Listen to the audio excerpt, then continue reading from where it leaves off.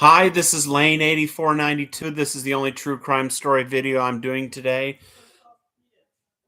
It's not every day that you hear of a female serial killer, but when one thinks of a female serial killer, they think of the infamous female serial killer Eileen Carol Warnos, which was in Florida.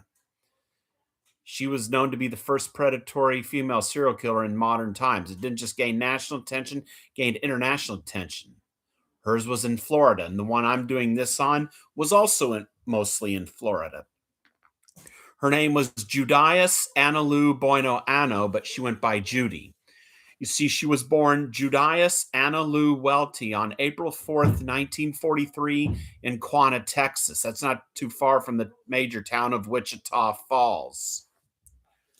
Her mom died when she was a kid, and her dad had married another person who had two sons, and they moved to Roswell, New Mexico. She had been sent to a reformatory after she had attacked her family with hot grease. When she was a young adult, she married her first husband, James Goodyear.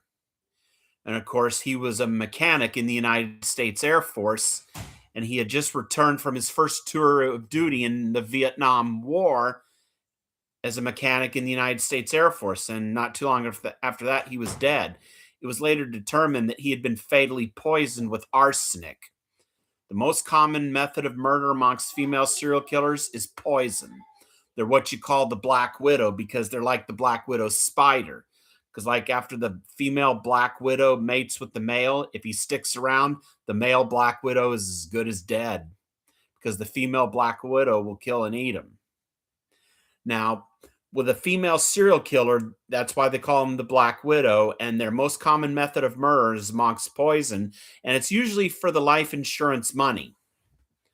Now, after Judias Anna Lou Buenoano had fatally poisoned her husband, James Goodyear, which was in northern Florida, she would then fatally poison her boyfriend, Robert Joe Morris, up in Colorado. And she is suspected of fatally poisoning her boyfriend, Gerald Dossett. Judias Anna Lou Buenoano then attempted to fatally poison her son, Michael Goodyear. And of course, when that didn't work, it left him partially paralyzed, so she took him on a canoeing trip in Florida. And there she tipped over the canoe and left Michael Goodyear to drown.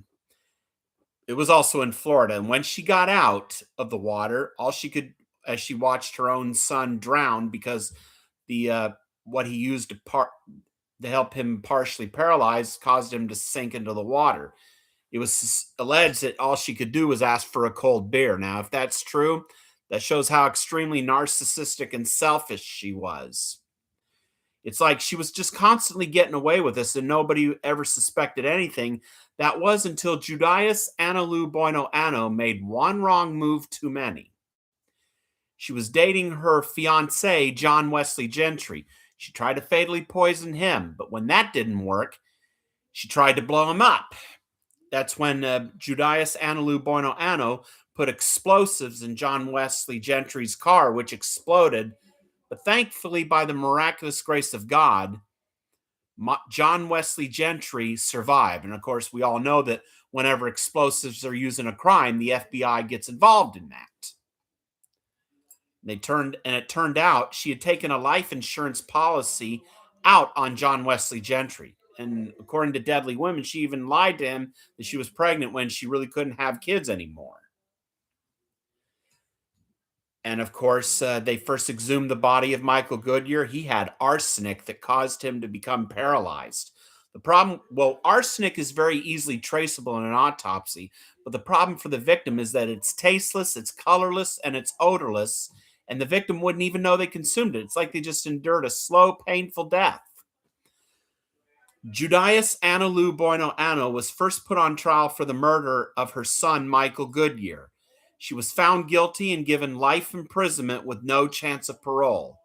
But she was not out of the woods when it came to going on trial. She would then go on trial for the murder of her husband, James Goodyear, who, as I said, was an Air Force mechanic who just died not long after finishing his first tour of duty in the Vietnam War. The one who prosecuted her was the legendary Belvin Perry. This time, he was going to seek the death penalty against Judias Anna Lou Buenoano. She was found guilty of James Goodyear's murder and sentenced to death. She was held at a women's prison in Broward County. But of course, we now know the women on death row in Florida are held at the Lowell Correctional Institution Annex near Ocala in Marion County, Florida. There's currently one woman on death row in Florida named Tina Lasagna Brown, but I don't really know much about her case. And of course, Judias Anna Lou Buenoano was eventually served her death warrant. Her execution was set for March 30th, 1998. But at that time, before that time, executions had been suspended for a year in Florida after the botched execution of Pedro Luis Medina. See, during his execution in Florida's electric chair, Pedro Luis Medina's head apparently caught on fire. This was the second time it happened in Florida, because 7 years earlier, Jesse Joseph Tefero was executed in the electric chair and his head caught on fire. But death warrants were served for 1998 for 4 prisoners. The first one would be of convicted serial killer Gerald Eugene Stano, and then Leo Alexander Jones, and then Judias Anna Lou Buenoano would be next to go to the chair. Let's see.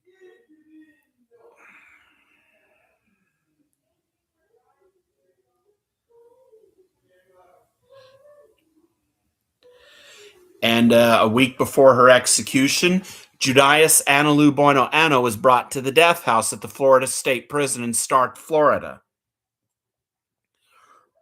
And on the day of her execution, she had ate her last meal consisting of asparagus, broccoli, strawberries, tomatoes, and a cup of tea. And on March 30th, 1998, at the age of 54, not making it to 55, Judias Anna Lou Buenoano became the first and only woman in the state of Florida to go to the electric chair. And of course, 4 years later, Florida would execute Eileen Carol Warnos by lethal injection.